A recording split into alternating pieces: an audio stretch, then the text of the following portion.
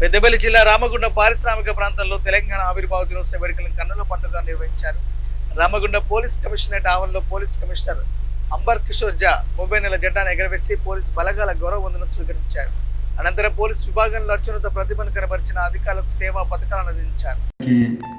Telangana formation day హార్దిక శుభాకాంక్షలు.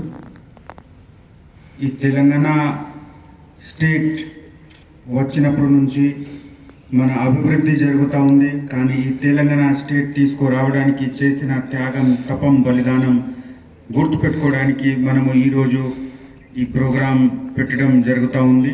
ప్రతి సంవత్సరం 2 జూన్ అంటే తెలంగాణ హిస్టరీలో ఒక పెద్ద డేట్ ఉంది.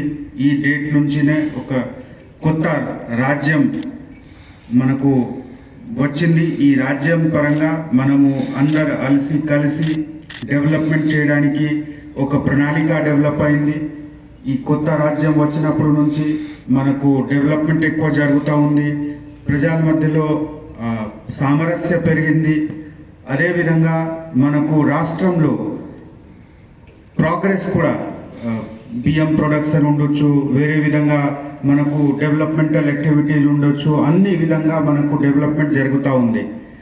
కానీ మనము ఎప్పుడు కూడా గుర్తుపెట్టాలి, ఏ డెవలప్మెంట్ ఉంటే మనకు త్యాగం, తపం, బలిదానంకి అవసరం ఉంటుంది. మనము పని చేస్తే, కష్టపడి పని చేస్తేనే మన రాజ్యంకి సక్సెస్ అవుతుంది.